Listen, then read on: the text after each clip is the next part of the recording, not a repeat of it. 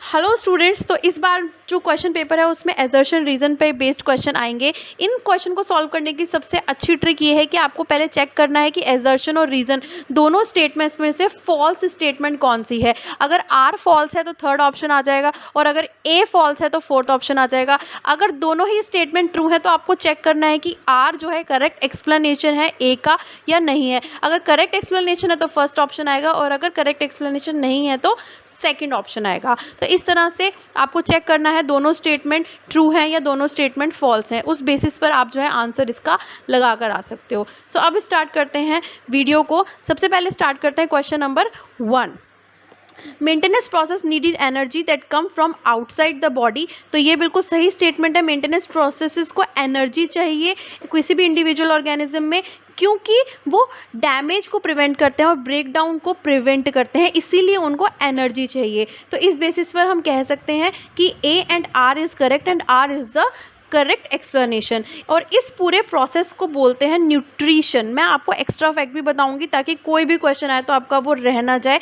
जो individual organism है उनके अंदर आपको पता है बहुत सारे प्रोसेसेस होते रहते हैं। उन प्रोसेसेस को करने के लिए हमें एनर्जी चाहिए, और वो जो एनर्जी है वो हम बाहर से लेते हैं, आउटसाइड से लेते हैं, in the form of food, जिसको हम फूड बोलते हैं। तो उस एनर्जी को मेंटेनेंस प्रोसेस के थ्रू वो जो एनर्जी है वो हेल्प करती है prevent damage and break down. तो इस पूरे प्रोसेस को बोला जाता है nutrition, that is the transfer of source of energy from outside to inside. तो इस तरीके से ये जो इसका जो क्वेश्चन है उसका आंसर हो जाएगा ऑप्शन नंबर ए।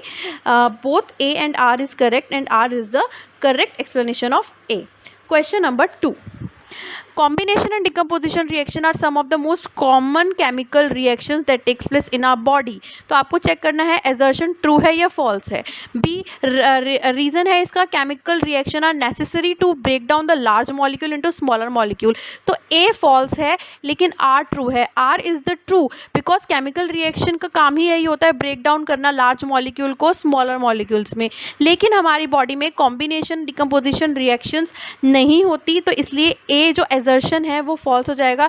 इसकी जगह अगर यहाँ पर लिखा हुआ होता ऑक्सीडेशन एंड रिडक्शन रिएक्शंस। हमारी बॉडी में बहुत सारी ऑक्सीडाइजिंग एंड रिड्यूसिंग रिएक्शंस होती हैं जो कि मोस्ट कॉमन केमिकल रिएक्शन है, और ये जो केमिकल रिएक्शन है उनका काम होता है ब्रेक डाउन करना, लार्ज मॉलिक्यूल को स्मॉलर मॉलिक्यूल में, सिंपलर मॉलिक्यूल में कन्वर्ट करना। बहुत सारे एग्जाम्पल आपके एनसीईआरटी में दे रखे हैं इससे रिलेटेड। नेक्स्ट चलते हैं question number 3। In the single celled organism, entire surface of organism is in contact with the environment। single celled organism में पूरा जो organism है वो direct contact में आता है environment के। multicellular organism में all the cells may not be in the direct contact with the surrounding। तो दोनों ही statement correct हैं, लेकिन R is not the correct explanation। जो reason है वो कोई correct explanation नहीं है, क्योंकि दोनों ही statement यहाँ पे हम देख रहे हैं true है, but R is not the reason of A। तो इसलिए ऑप्शन नंबर 2 इसका आंसर होगा। सिंगल सेल्ड ऑर्गेनिज्म में पूरा सरफेस जो है एनवायरनमेंट के कांटेक्ट में आता है, लेकिन मल्टी सेलुलर ऑर्गेनिज्म में डायरेक्ट कांटेक्ट में नहीं आता, क्योंकि उसके हर फंक्शन के अलग अलग ऑर्गेन होते हैं। Question number 4। In a multi cellular organism simple diffusion will not meet the requirement. Simple diffusion जो है सारी रिक्वायरमेंट को कंप्लीट नहीं कर सकती। ये स्टेटमेंट बिल्कुल सही है। In the multi cellular organism all the cells में not be in the direct contact with the surrounding cell. तो यहाँ पर जो है R is the correct explanation, क्योंकि सारे सेल जो है डायरेक्ट कांटेक्ट में नहीं होते, इसलिए सिंपल डिफ्यूजन जो है सारी रिक्वायरमेंट को सॉल्व नहीं कर सकती। तो आर जो रीज़न है वो एजर्शन का वो बिल्कुल करेक्ट है, इसलिए इसका ऑप्शन नंबर ए होगा। Both A and R is correct and R is the correct explanation of A. Hope आपको क्वेश्चंस अच्छे लग रहे हो तो प्लीज़ लाइक ज़रूर करना। Question number 5। Chemical reaction create by product that discarded outside by a process of excretion. बिल्कुल सही है, आउटसाइड डिस्कार्ड करते हैं और इस पूरे प्रोसेस को बोलते हैं excretion. Chemical reactions created by product that are useful. No, chemical reaction बिल्कुल भी जो केमिकल रिएक्शन के थ्रू जो बाय प्रोडक्ट क्रिएट होते हैं वो वेस्ट होते हैं, वो हमारी बॉडी के लिए यूजफुल बिल्कुल नहीं होते। तो इसलिए assertion is true and reason is false. यहाँ पे आपको साफ साफ ये समझना है जो केमिकल रिएक्शंस होती हैं हमारी बॉडी में, अभी अभी हमने पढ़ा ऑक्सीडेशन रिडक्शन रिएक्शन होती हैं, तो उनसे बाय प्रोडक्ट क्रिएट होते हैं। तो ये जो बाय प्रोडक्ट होते हैं वो यूजलेस होते हैं और वो हार्मफुल होते हैं हमारी बॉडी के लिए, इसलिए इनको डिस्कार्ड करना, इनको रिमूव करना outside the body is very important, और इस प्रोसेस को बोलते हैं एक्सक्रीशन। तो यहाँ पे मैंने आपको 2 लाइफ प्रोसेस बताया, न्यूट्रिशन भी हमने बताया, एक्सक्रीशन भी हमने बताया, और हमने ये भी समझा कि जो बाय प्रोडक्ट होते हैं वो यूज़फुल नहीं होते, वो यूज़लेस होते हैं और इवन हार्मफुल होते हैं हमारी बॉडी के लिए, जिसको हमें एक्सक्रीट करना ज़रूरी होता है, और इस प्रोसेस को बोलते हैं excretion. Question number 6, heterotrophs survival depend indirectly and directly on autotroph. तो ये बिल्कुल सही है, हेटेरोट्रॉप जो है अपने सर्वाइवल के लिए ऑटोट्रॉप्स पर डिपेंड करते हैं डायरेक्टली और indirectly. Heterotrophic organism include animals and fungi, तो ये भी सही है। तो यहाँ पे हम देख रहे हैं दोनों स्टेटमेंट सही हैं, लेकिन R is not the correct explanation of A. यहाँ पे सिंपल हमें हेटेरोट्रॉपिक ऑर्गेनिज्म की एग्जाम्पल दिए हुए हैं जिसमें एनिमल्स आ जाते हैं और फंजाई आ जाते हैं, ये कोई रीज़न नहीं है एजर्शन का, इसलिए जो है इसमें ऑप्शन नंबर 2 होगा। Both the statements are correct, but R is not the correct explanation. Question number 7, in plants carbohydrates which are not used immediately are stored in the form of starch। ये बिल्कुल सही है, जो carbohydrates होते हैं वो plants में starch की फॉर्म में स्टोर होते हैं, और ये जो स्टार्च है वो इंटरनल एनर्जी प्रोवाइड करती है। स्टार्च को प्लांट इसलिए स्टोर करके रखते हैं ताकि वो उन्हें एनर्जी प्रोवाइड करे, जो कि रिक्वायर्ड होती है प्लांट्स के थ्रू वेरियस एक्टिविटीज़ परफॉर्म करने के लिए। तो यहाँ पे ऑप्शन नंबर ए आएगा, assertion and the reason is correct and reason is the correct explanation of A।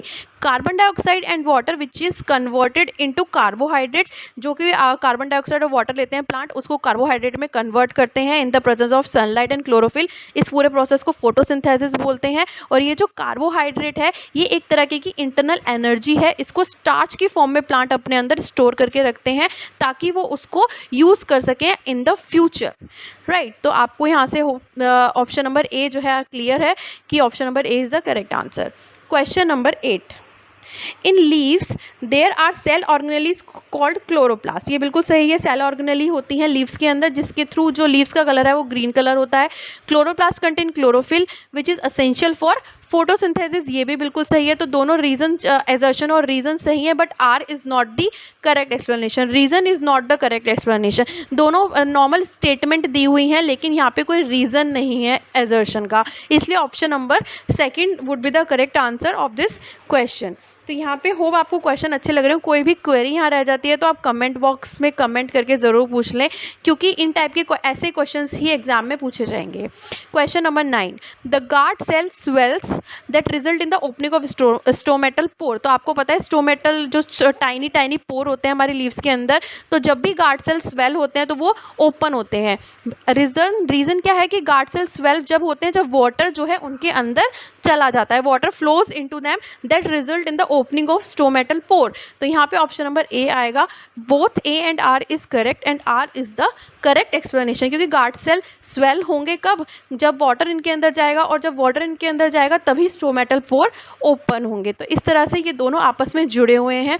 यहाँ पे आपको ये समझना है कि पोर, जब वाटर पोर क्लोज हो जाते हैं तो सेल श्रिंक हो जाएंगे, और सेल स्वेल कब होंगे, जब वाटर उनके अंदर फ्लो होगा। तो इस तरह से दोनों में ये एक डिफरेंस है जो कि आपको समझना ज़रूरी है। Question number 10, plants take material like nitrogen, phosphorus, iron, magnesium are from soil. जितने भी मटीरियल्स हैं जैसे नाइट्रोजन, फॉस्फोरस, आयरन, मैग्नीशियम, ये सब जो प्लांट हैं वो सॉइल के थ्रू लेते हैं, बिल्कुल सही है। Nitrogen is the essential element, nitrogen एक बहुत इंपॉर्टेंट असेंशियल एलिमेंट है प्लांट के लिए ताकि वो प्रोटीन बना सके, ये भी सही है। तो यहाँ पे दोनों स्टेटमेंट सही हैं, but reason is not the correct explanation of assertion, तो इसलिए यहाँ पे ऑप्शन नंबर बी आएगा। तो मैंने आपको यही समझाया, आपको सबसे पहले तो ये देखना है कि दोनों स्टेटमेंट ट्रू हैं या फॉल्स हैं। यहाँ पे हमारी दोनों स्टेटमेंट ट्रू तो है, लेकिन रीज़न नहीं है, reason is not the correct explanation of assertion, right। Question number 11, unicellular organism like paramecium take food by moving towards a specific spot. तो यूनिसेलुलर जैसे कि पैरामीशियम एक एग्जांपल है, वो फूड को उसकी तरफ जाकर उसकी तरफ जाता है, फिर उसके बाद वो लेता है, क्योंकि उसकी बॉडी पर सीलिया होते हैं, सारे सरफेस पे सीलिया होते हैं जो उसको हेल्प करता है मूवमेंट में। तो इस तरह से यहाँ पे हमने देखा both statement are correct and reason is the correct explanation of assertion. Reason बिल्कुल सही है क्योंकि पैरामीशियम की पूरी बॉडी पर सीलिया होते हैं, हैं which help the paramecium to move toward the specific spot. Question number 12. The digestion in stomach is taken care by the gastric gland present in the wall of stomach. बिल्कुल सही statement है। Digestion जो है stomach में कैसे होता है? Gastric glands के थ्रू, जो कि स्टमक में प्रेजेंट होता है। It releases a protein digesting enzyme called trypsin. No, A is true and R is false. बहुत ज़रूरी है सारे एंजाइम्स को आपको अच्छे से पढ़ना और सारे एंजाइम के फंक्शंस पढ़ना। इससे रिलेटेड वीडियो पूरी डाइजेस्टिव सिस्टम की मैंने बना रखी है, तो आप जाकर एक बार ज़रूर देख लें। जो हमारे स्टमक है वो हाइड्रोक्लोरिक एसिड रिलीज़ करता है, एक प्रोटीन डाइजेस्टिंग एंजाइम जिसको पेप्सिन बोलते हैं वो रिलीज़ करता है, और एक म्यूकस रिलीज़ करता है।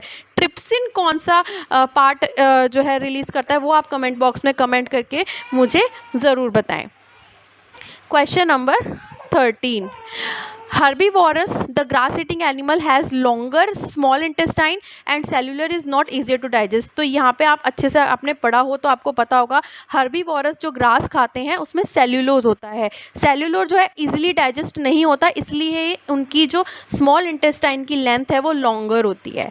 तो यहाँ पे ऑप्शन नंबर ए आ जाएगा। Both A and R is correct and R is the correct explanation of A. इसके अलावा आपको एक चीज़ और ज़्यादा ज़रूरी है, जो कार्निवोरस एनिमल्स होते हैं वो मीट खाते हैं, तो मीट जो होता है वो ईजियर टू डाइजेस्ट होता है, इसलिए जो कार्निवोरस होते हैं उनकी लेंथ जो है स्मॉल इंटेस्टाइन की वो शॉर्टर होती है। तो इस पे बेस्ड क्वेश्चन एक सैम्पल पेपर में भी आया था, इसलिए मैंने ये क्वेश्चन इसमें इंक्लूड किया है ताकि आपको कंसेप्ट जो है समझ आ जाए। अगर आपको कंसेप्ट समझ में आता है तो आप किसी भी टाइप का क्वेश्चन जो है सॉल्व कर सकते हैं। तो वीडियो अच्छी लग रही है तो प्लीज़ लाइक कर दो और कमेंट करके मुझे ज़रूर बताया करो यार, इससे थोड़ा मोटिवेशन भी मिलता है। Question number 14. The food coming from stomach is acidic in nature. Yes, क्योंकि जो फूड होता है स्टमक के अंदर HCl होता है, हाइड्रोक्लोरिक एसिड होता है, इससे जो फूड है वो एसिडिक हो जाता है। Gastric gland of stomach release hydrochloric acid. Yes, तो दोनों बिल्कुल सही हैं and reason is the correct explanation, क्योंकि गैस्ट्रिक ग्लैंड में हाइड्रोक्लोरिक एसिड रिलीज होता है जिससे जो फूड होता है स्टमक के अंदर वो एसिडिक हो जाता है, एसिडिक नेचर में कन्वर्ट हो जाता है। तो इसलिए इसका ए पार्ट जो है ऑप्शन नंबर ए जो है वो करेक्ट हो जाएगा। कोई भी क्वेरी है, कुछ भी अगर आपको समझ में नहीं आ रहा है तो आप प्लीज़ कमेंट करके ज़रूर पूछ लें। The hydrochloric acid create acidic medium which facilitate the action of enzyme pepsin. Pepsin अभी हमने पढ़ा है कि प्रोटीन डाइजेस्टिव एंजाइम होता है, प्रोटीन को डाइजेस्ट करने का एंजाइम होता है। तो हाइड्रोक्लोरिक एसिड जो है एसिडिक मीडियम प्रोवाइड करता है ताकि पेप्सिन जो है अपना वर्क कर सके, पेप्सिन अपना काम कर सके। Question number 15. Inner lining of small intestine has numerous finger-like projections called villi.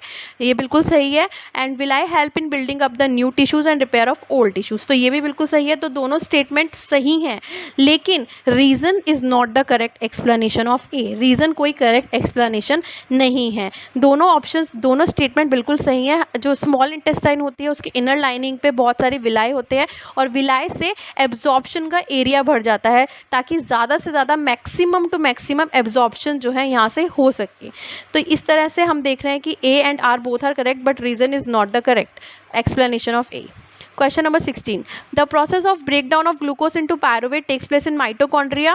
Breakdown of pyruvate using oxygen takes place in mitochondria. तो दोनों ऑप्शन आपको पता है कि इसमें या तो एक ही सही हो सकता है, दोनों चीज़ें तो माइटोकॉन्ड्रिया में नहीं होंगी। तो अगर आपने अच्छे से पढ़ा है तो आपको पता होगा कि जो प्रोसेस होता है ग्लूकोज का पायरुवेट में कन्वर्ट होने का वो माइटोकॉन्ड्रिया में नहीं होता, इसलिए ए फॉल्स है और आर ट्रू है। आपको बताना है कि ये कहाँ होता है, साइटोप्लाज्म में। The process of breakdown, glucose जो है एक 6 कार्बन मॉलिक्यूल है and pyruvate is the 3 carbon molecule. तो ग्लूकोज को जो पायरुवेट में ब्रेकडाउन होता है तो वो होता है साइटोप्लाज्म के अंदर। फर्दर जब पायरुवेट का ब्रेकडाउन होता है in the presence of oxygen तो वो माइटोकॉन्ड्रिया के अंदर होता है और इस टाइप की रिएक्शन को बोलते हैं aerobic reaction. Question number 17. The rate of breathing in aquatic animal is much faster than the seen in terrestrial organism. इसका रीज़न है क्योंकि amount of dissolved oxygen is fairly low as compared to the amount of oxygen is air. तो बिल्कुल सही है, both A and R is correct and R is the correct explanation of A. Breathing rate जो होता है aquatic animal में, fishes में, वो ज़्यादा तेज़ होता है अगर हम terrestrial organism के comparison में देखें, क्योंकि ऑक्सीजन का जो अमाउंट होता है वो लो होता है, डिजॉल्व ऑक्सीजन का अमाउंट जो होता है वो लो होता है as compare to oxygen in air. Fishes क्या करती हैं, फिशेस डायरेक्ट अपने माउथ से वाटर के थ्रू गिल्स तक जो है पहुंचाती है, वहाँ से वो डायरेक्ट ब्लड में उनके ऑक्सीजन चला जाता है। लेकिन टेरेस्ट्रियल ऑर्गेनिज्म में क्या होता है, वो डायरेक्ट ब्लड के थ्रू नहीं जाके वो डिफरेंट ऑर्गन में जाता है और फिर वहाँ से ब्लड में ट्रांसफ़र होता है। इस प्रोसेस को रेस्पिरेशन बोलते हैं, जिसमें डिफरेंट ऑर्गन के थ्रू जो ऑक्सीजन है वो एब्जॉर्ब होती है। लेकिन फिशेस में डायरेक्ट ब्लड में ऑक्सीजन डिजॉल्व हो जाती है वाटर के through. Question number 18. Carbon dioxide is most important transported in the dissolved form in our blood. Carbon dioxide is more soluble in water than oxygen. तो ये बिल्कुल सही है दोनों स्टेटमेंट, एंड रीज़न भी बिल्कुल करेक्ट है, क्योंकि कार्बन डाइऑक्साइड ज़्यादा सॉल्यूबल है वाटर में, इसीलिए वो ट्रांसपोर्ट कैसे होती है, वो ट्रांसपोर्ट होती है डिजॉल्व्ड फॉर्म में हमारे ब्लड के अंदर। इसके अलावा एक चीज़ होती है ऑक्सीजन। ऑक्सीजन कैसे ट्रांसपोर्ट होती है, तो ये भी आपको समझना है, क्योंकि क्वेश्चन किसी भी फॉर्मेट में आ सकता है। तो एक रेस्पिरेटरी पिगमेंट होता है जिसे हीमोग्लोबिन बोलते हैं, उसके अंदर ऑक्सीजन होता है और इसी के थ्रू जो है हमारी बॉडी में ऑक्सीजन ट्रांसफ़र होती है हीमोग्लोबिन के थ्रू। दूसरा इंपॉर्टेंट क्वेश्चन ये है कि ये कहाँ प्रेजेंट होता है पिगमेंट, तो पिगमेंट होता है आरबीसीज में। RBCs is the red blood कार्पस्कल्स।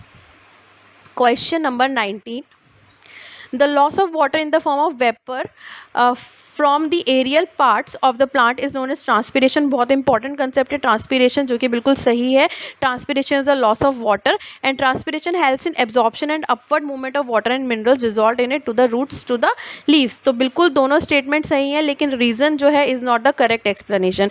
Simple हमें एजर्शन में एक डेफिनेशन दी हुई है ट्रांसपीरेशन की, एंड आर में जो है इसका फंक्शन बताया हुआ है। ट्रांसपीरेशन जो है एब्जॉर्ब करता है वाटर को और मिनरल को और रूट से लीव्स तक पहुंचाता है। इसके अलावा आपको ध्यान ये रखना है कि transpiration helps in temperature regulation. तो इस तरह से इसका ऑप्शन नंबर बी हो जाएगा। दोनों स्टेटमेंट सही हैं, बट रीज़न जो है वो करेक्ट एक्सप्लेनेशन नहीं है ए का। सो इसी के साथ लास्ट क्वेश्चन है, क्वेश्चन नंबर 20।